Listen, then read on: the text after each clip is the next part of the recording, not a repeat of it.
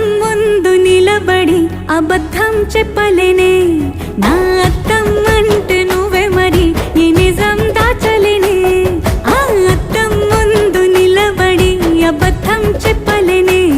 నా అద్దం అంటే నువ్వే మరి ఈ నిజం దాచలేనే